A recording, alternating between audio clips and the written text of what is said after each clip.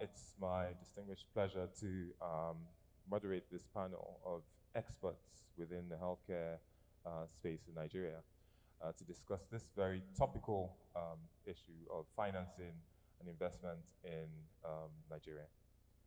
I think COVID-19 has brought this conversation about healthcare to the fore, and I know that even though this is the final session, I'm sure it's not a demonstration of it's actually a demonstration of the seriousness that we have placed behind healthcare. You see, in Africa, in Abuja, here in Nigeria, about 20 years ago, governments of African countries sat and made a commitment to have 15% of their budgets dedicated to healthcare.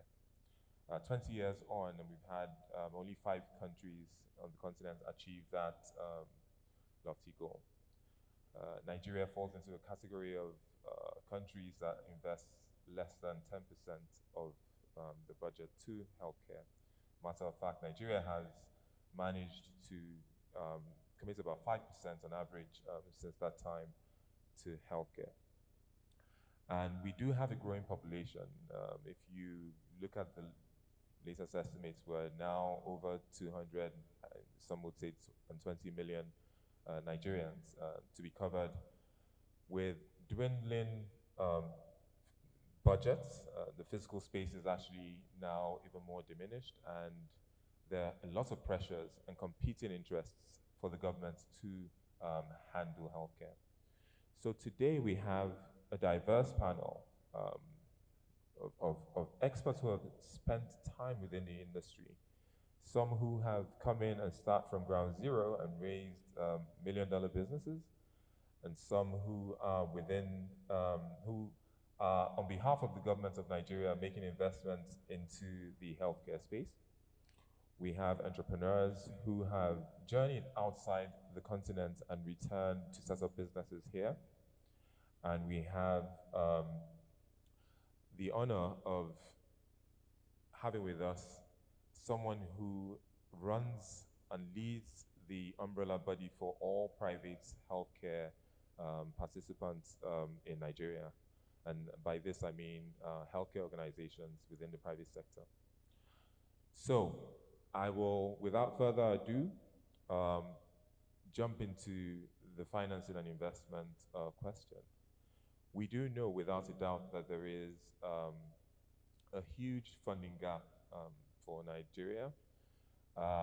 We also know that the demand for healthcare services is really high. The question of accessibility, affordability are big questions for us here. We know also that a huge portion of our population is unable to afford healthcare services. And most of them actually have to access care out of pocket. So I'll be handing over the mic to, I'll be passing the question to you, Dr. Tolu, to kick off our conversation today about the funding gap for healthcare and what you think from the demand side and supply side the government can be doing to resolve some of the issues here. Thank you.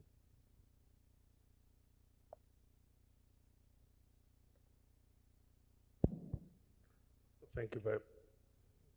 Good afternoon, everybody, and thank you very much, Mr. Moderator. Is there a funding gap? Yes, there is.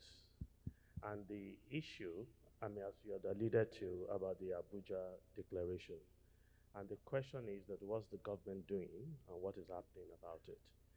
Year on year, we know what the budget is like, and 80%, between 80 to 85% of budget year on year goes into recurrent expenditure. And so there's no enough money for new investments, new hospitals, and we should ask ourselves, how many new hospitals have been built by the government in the last 20, 25 years since we returned to democracy? How many new teaching hospitals, how many new general hospitals? And that's because the money is just not there. The population is growing at an average of, it's said that we add 7 million babies every year. So there is work that needs to be done. We have some of the worst indices in the world in healthcare space, but that tells us something, that there is a great opportunity. And if anything, COVID has shown the world that the supply chain of any country can be put to a standstill.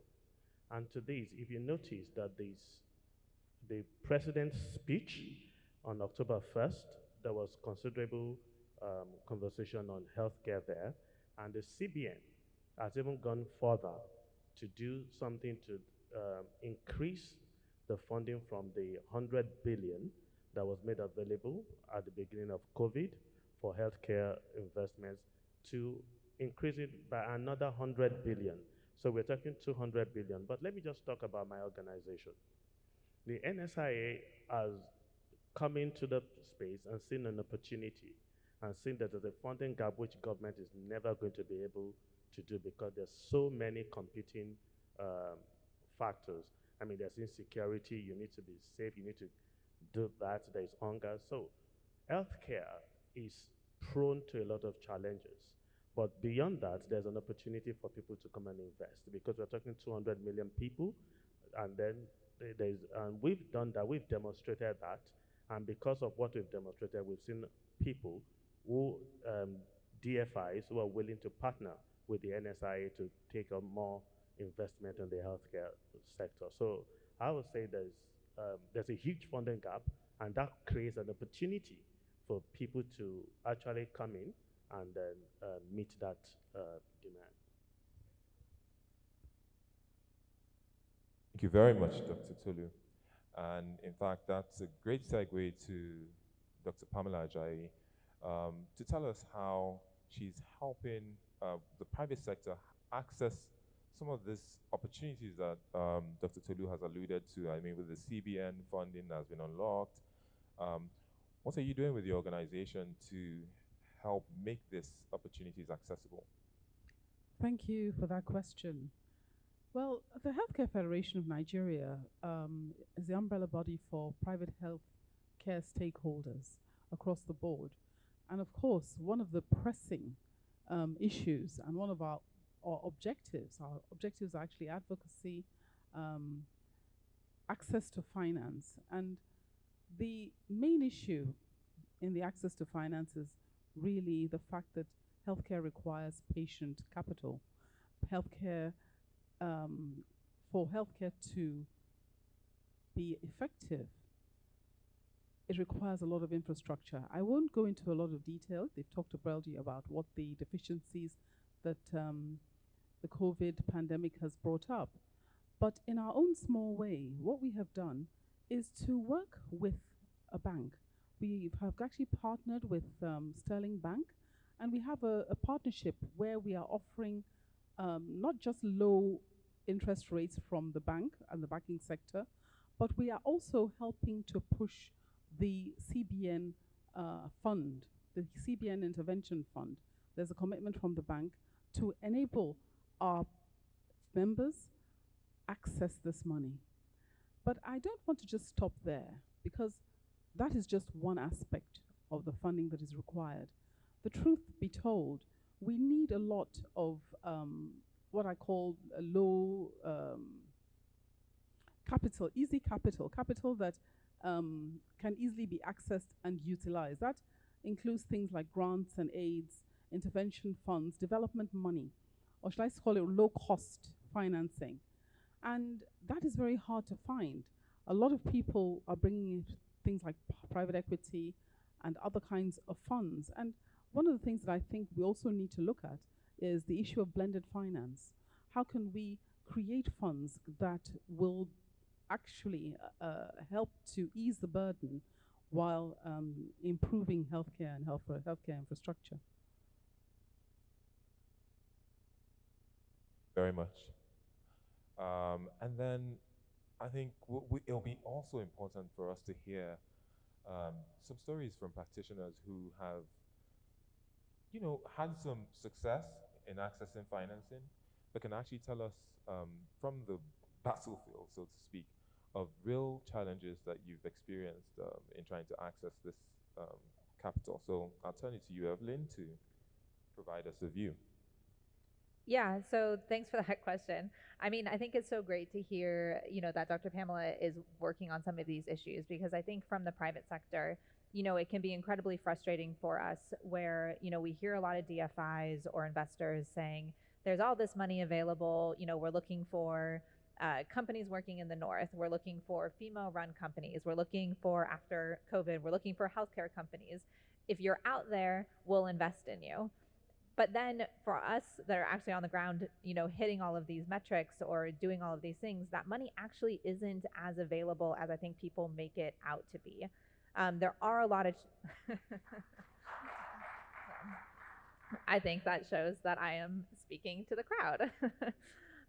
But so, we are out there. And again, this rhetoric that there are companies, that there's money available, but there's no companies out there ready to invest in. I hear that all the time, and I think that that's just not true. There's a lot of us out here that are ready to invest in, but we just don't have the access to the people who make the decisions about where that money goes. And so I think we're really excited to hear that there are people working on some of that to get access to us, because I think this country can grow much faster in the healthcare market if all of us get access to that capital. Thank you. And Dr. Laosebikan, you've also managed to run a business here. Granted, part of it is also getting some of the patients who need urgent care out to facilities where they can get the care really quickly. But can you also speak a bit more to the challenges that you faced running this business in Nigeria? Thank you.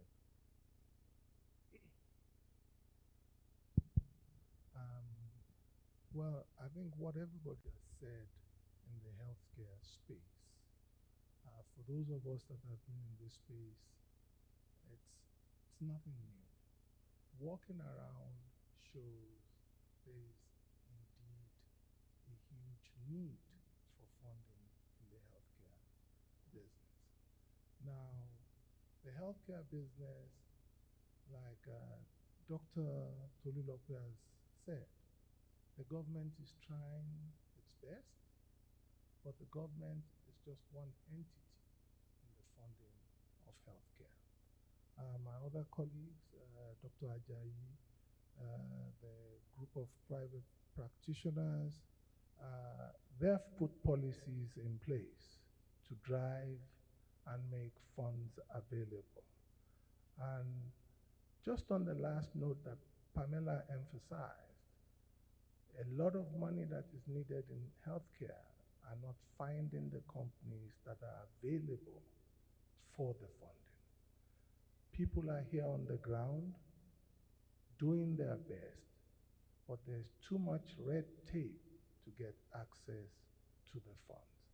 Now, if you look at healthcare, healthcare is basically divided into the physical, that is the hospitals and the consultation, and the new tech healthcare that is coming up, which is the disruptive healthcare in terms of telemedicine, electronic access to healthcare, which a lot of the physical doctors have evolved into.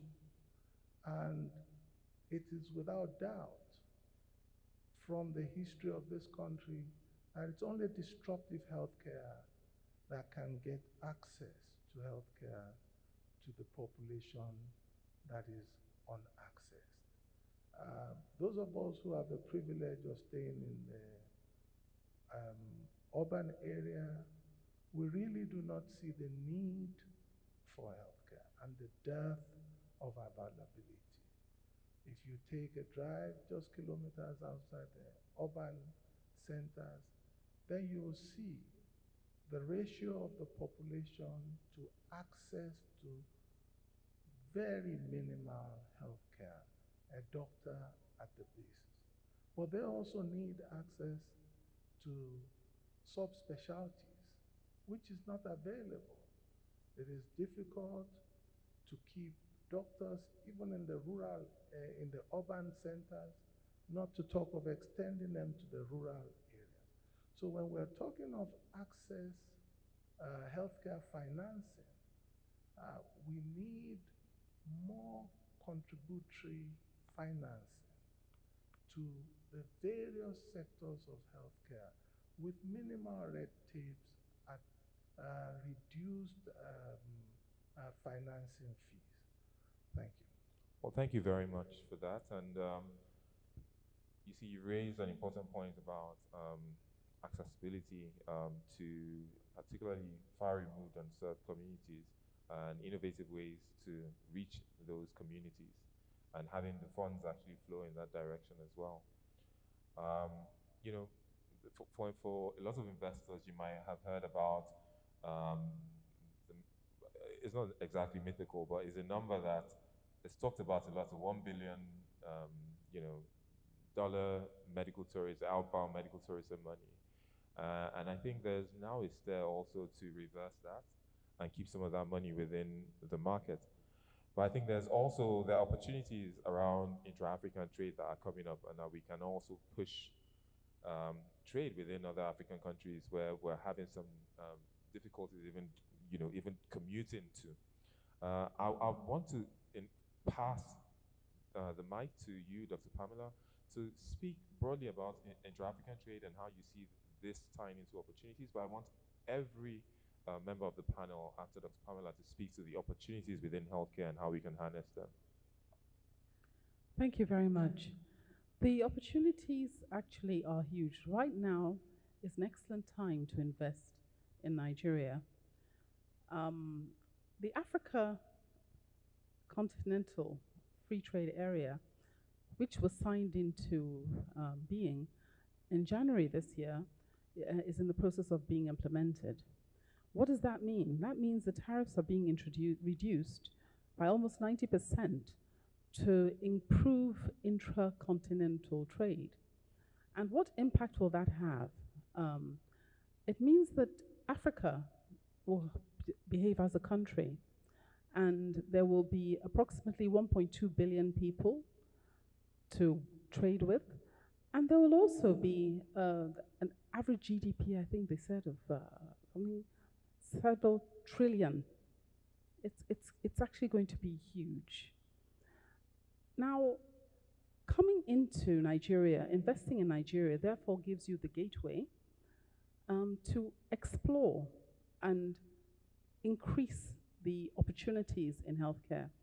And this, for example, if we just go into the pharma industry that the gentleman from GEA was speaking about earlier, if we look at the vaccines, locally in Africa, we produce less than 1% of our vaccines. And there's a plan from the African Union to actually increase to 60% by the year 2040. And we're not just talking, for example, about fill and finish, but we're also talking about proper technology transfer and production in Africa. In the healthcare space, there's just a huge opportunity in pharma as well. We actually produce approximately 2% of the pharmaceuticals that we consume in Africa. And so there's a huge amount that, if produced locally, would not only be available within Nigeria, but also across the continent. So that provides a huge opportunity for growth in the continent. I hear what Dr. Laosebikan has been speaking about in terms of the issues to do with rural versus urban dwelling. But I must say that as the Healthcare Federation of Nigeria, one of our pillars that I mentioned earlier is advocacy. And one of the things we're advocating for are private sector incentives. And this has actually reached quite high levels, so that things like tax breaks, etc., provision of land, provision of facilities for the government, these are some of the things that we're pushing for, so that private investors, when they come in, should be able to get some of these benefits.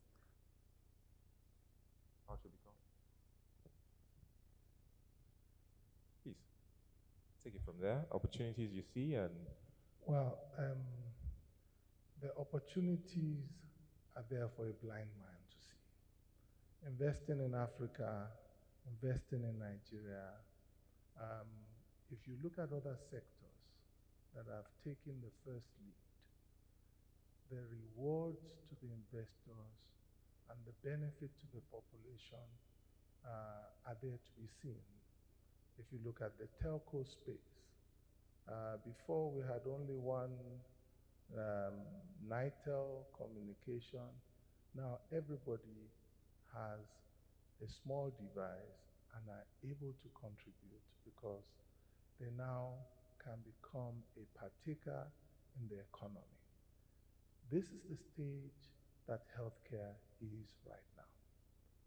Healthcare, investing in healthcare is not only to the benefit of the investors, but it is exponential in that you revive a healthy population that can now be a financial base for the proceeds of the investment. And that is why, if you look at what is happening right now in the healthcare space, there's a dearth of hospital beds.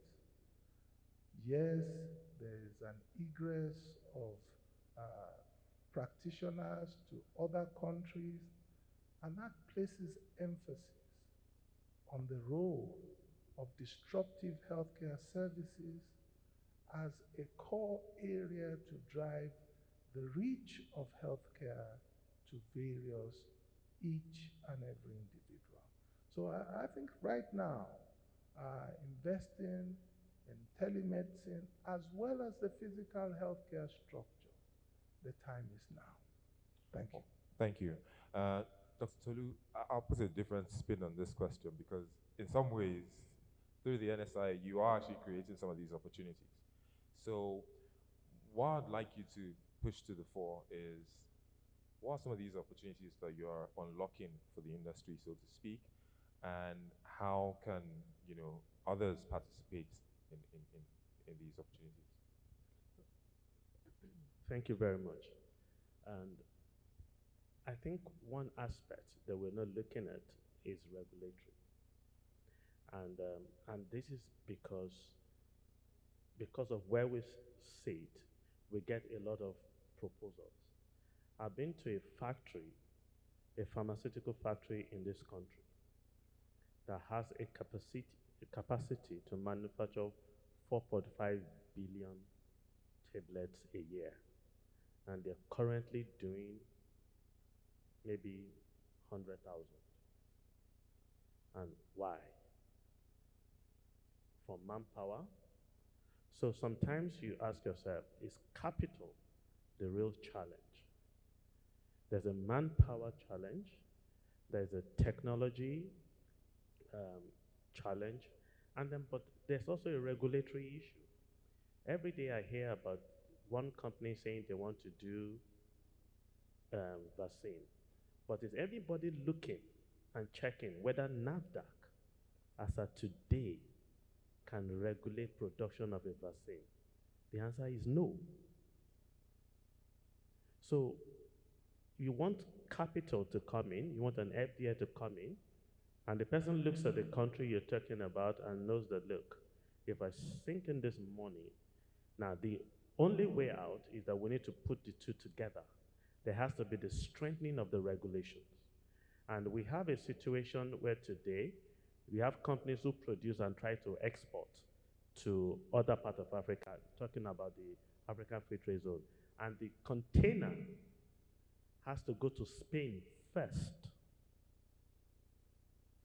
produced in Lagos, trying to get to Sierra Leone, but has to go to Spain first, and then come back on the IC, because if they try to go on road, the container will spend minimum 2 weeks at semi-border before it gets into Ghana. So these are the things we need to look at, and working with different agencies of government on strengthening this kind of position so that we can be ready. I say it, money is the least of the challenges. If there's an enabling environment, there are many things that the money is available. They're telling, I know CDC, NOFUND, all of them, DSA, they all have money and they're willing to invest, but they're asking the look, what is the human resource pipeline? What is the regulatory? are we sure that our investments are secure? And even when we bring in funds with a certificate of capital importation, can we take out our dividends? And so these are the real issues that we need to unlock. And NSIA stands in a position, and that's part of the things which we've been trying to do. Now we've demonstrated that it is possible to intervene, have an interventional investment in the healthcare sector. We've done the cancer center, is working, and because we've done that, now a private sector has actually come into that space to make that kind of investment. And that is the kind of thing we're talking about. So we will start as a catalyst. We've done 2 diagnostic centers in Umuahia and Kano, and we're about to go on a full blast to be able to serve the underserved, so that in a place like Jigawa, which is many miles from the urban center, they can have access to quality healthcare. And that is because we can wait a very long time before we recoup our investment.